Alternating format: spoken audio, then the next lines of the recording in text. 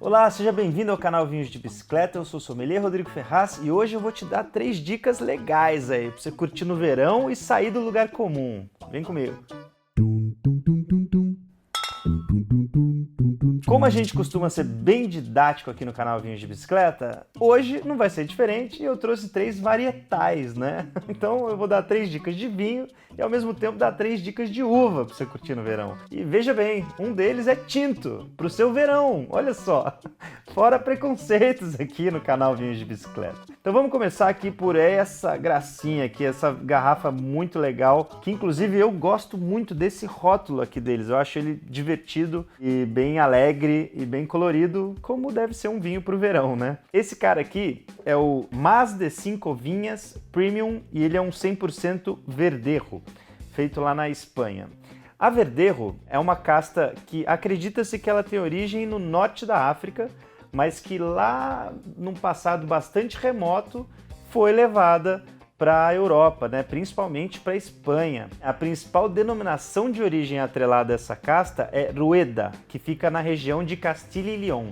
Para você ter uma ideia da importância dessa cepa lá em Rueda, os vinhos brancos têm que ter no mínimo 50% dessa uva. Então, poxa, legal. Isso acaba criando uma tipicidade lá para a região, né? Só que ela não é só plantada lá, não. Ela é plantada em outras partes da Espanha. Na verdade, é uma das uvas brancas mais plantadas da Espanha, mais cultivadas na Espanha. Também existe uma certa representatividade de plantação dessa uva na Austrália e na Califórnia, nos Estados Unidos. Ou seja, a gente está falando aqui de terroir Espanha, sul da Austrália e Califórnia nos Estados Unidos. O que eles têm em comum? Calor, né? São regiões aí, produtoras de vinho clássicas, de climas um pouco mais quentes. Quando a gente compara aí com o norte da França, norte da Itália. Se bem que Rueda não é das mais quentes espanholas, mas quando a gente fala de Califórnia, aí o bicho pega, o verão lá é bem quente. E dependendo da área na Austrália também é super quente o verão. Agora, isso aí gera certa característica, né? Já que é uma uva que se adapta bem a climas um pouco mais quentes, então é para quem curte um vinho branco um pouquinho mais denso. Ele vai lembrar, com relação a aroma, tipicidade aromática, de sabor, Sauvignon Blanc. Para você que gosta de Sauvignon Blanc, é uma pedida legal. Então, além da fruta ali, com um caráter mais cítrico, que tem tudo a ver com Sauvignon Blanc, ela também vai carregar toque herbáceo e toque mineral, que são tipicidades natas também da Sauvignon Blanc. Só que a Sauvignon Blanc, apesar de, dá para encontrar em climas um pouco mais quentes, dá, só que ela é tipicamente cultivada em climas mais frios. Enquanto a Verdejo, a gente já está falando de regiões mais quentes. Então, ao mesmo tempo que elas se aproximam nas tipicidades aromáticas, nas tipicidades de sabor, elas se distanciam um pouquinho no quesito estrutura, né? No quesito corpo do vinho. Então, é até legal, eu recomendo que você faça isso nesse verão, inclusive. Pega aí uma garrafa de Sauvignon Blanc e pega uma garrafa de Verdejo, põe um lado a lado do outro e faz uma degustação às cegas. Você vai conseguir perceber as nuances aromáticas que ligam uma à outra, você vai ver essa similaridade, mas quando você colocar no paladar, a que tiver mais estrutura, que tiver um corpo um pouquinho mais denso, provavelmente será a Verdejo e não a Sauvignon Blanc. Então tá aí uma uva exótica, diferente, para você sair do lugar comum e ainda se divertir numa prova cegas no seu verão. E agora a gente vai para a segunda uva inusitada, ou vinho inusitado para o teu verão aí para você curtir. É uma que chama Petit Mansan. Essa uva, ela é originária lá da França e ela é muito plantada no sudoeste francês. Lá ela faz varietais, mas ela é muito encontrada também em cortes com uma parecidinha ali no nome, pelo menos, que é a Gros Mansan. Essas duas uvas, elas são bem diferentes entre si, apesar de terem esses nomes parecidos aí, elas são diferentes. Então por isso que eles usam muito para corte, porque aí o produtor quer extrair o aroma e sabor de uma e juntar com a acidez e a estrutura da outra, e aí acaba fazendo um blend interessante. Só que outras partes do mundo têm usado essa uva em varietais. De novo citando a Austrália, está fazendo vinho varietal com Petit Mansan. Os Estados Unidos, também a Califórnia, fazendo varietais legais com Petit Mansan. E o Brasil, agora a gente tem um varietal de Petit Mansan lá da Campanha Gaúcha. E isso não é à toa, né? Para quem já fez inclusive o curso aqui de vinhos do Brasil, né? Quem já está mais estudado aí no nosso terroir sabe que a campanha gaúcha tem um terroir muito interessante de amplitude térmica. O verão consegue ter uma insolação muito legal, então consegue ser um verão bastante quente. E lá é mais seco, né? Lá chove muito pouco comparado a outras regiões produtoras do Brasil. Isso faz com que a uva lá consiga amadurecer bastante, do mesmo modo que ela amadurece bastante lá na Califórnia e na Austrália, que também são climas um pouco mais secos, né? Então é uma uva que também gosta dessa pegada de um clima não tão frio, não. Ela vai desse clima intermediário, aí, temperado, para mais quente. Só lembrando, né, já que a gente está falando de clima, sudoeste francês também, lógico, não é quente como a Califórnia, mas das regiões da França é um pouquinho mais quente, está ali no sul, né, na parte sul da França, então está um pouquinho mais próximo da linha do Equador, então acaba sendo um pouquinho mais quente quando comparado a outros terroirs de dentro da França, né? E aí, por essa característica, né, por ela se adaptar bem a essas regiões um pouco mais quentes, no verão principalmente, o vinho vai ficar um pouquinho mais estruturado também. Vai ser um branco que não vai ser aquele branco levinho, né, aquele branco ligeiro, não. Inclusive esse cara aqui tá fantástico desse ponto de vista, porque quando você põe ele na boca, sabe aquele tipo de vinho que preenche o paladar?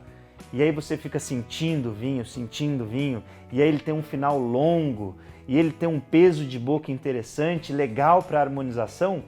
É esse o estilo de vinho que a gente está falando na maioria das vezes que a gente encontra varietal de Petit Mansan. Esse cara aqui que eu provei, eu tive o prazer, o privilégio de participar da campanha de lançamento dele. Quando a vinícola lançou esse vinho, que é o Marie Gaby, lá da Routhier e da Ricarrer, lá da campanha gaúcha, né? Essa produtora tão legal que é familiar, autoral, faz vinhos autorais, né? Tem uma preocupação ali em fazer um projeto mais artesanal. Eles lançaram um rosé e um branco. O rosé era de outra uva e o branco, esse varietal de Petit Mansan. Eles estão sendo muito pioneiros aqui no Brasil. Então eles estão explorando uma casta que até pouco tempo atrás praticamente não se ouvia falar muito aqui. Eu, particularmente, nunca tomei nenhum outro vinho brasileiro varietal dessa uva. Se você conhece aí, deixa nos comentários pra gente. Agora, é um vinho legal para harmonização, então, comida de verão, sabe? Frutos do mar, camarão, né? Uma lagosta, o peixe. Putz, é um vinho que acompanha muito bem. Não gosto tanto de frutos do mar. Ela também vai ser legal com uma carne suína. Só que aí você reduz um pouco na intensidade do molho, né? Deixa um molho ali intermediário, saladas um pouquinho mais robustas, né? Você pode completar sua salada ali com queijo e tal, com queijo mais denso, vai ficar muito legal. Então um vinho para gastronomia de verão.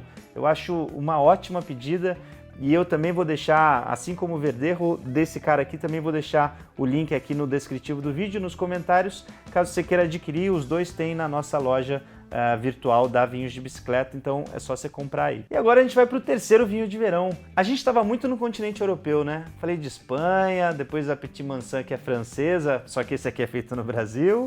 Agora a gente vem para a América Latina também, com a uva País. A gente já fez vídeo aqui no canal da País, para quem tá lembrado, acho que foi nossa, faz tempo que a gente fez esse vídeo aqui no canal. E foi a primeira uva, acredita-se que foi a primeira uva vitis vinífera, da espécie vitis vinífera, trazida lá para o Chile. Acredita-se que ela foi trazida das Ilhas Canárias, né?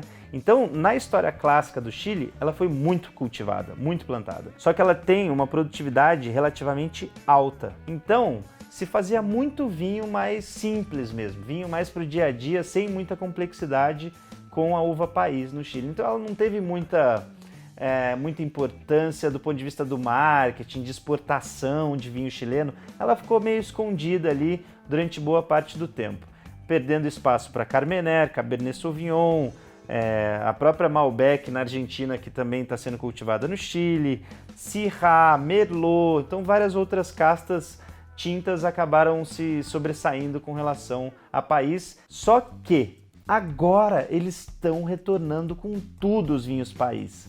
E é muito legal, essa nova tendência é muito legal. Por quê?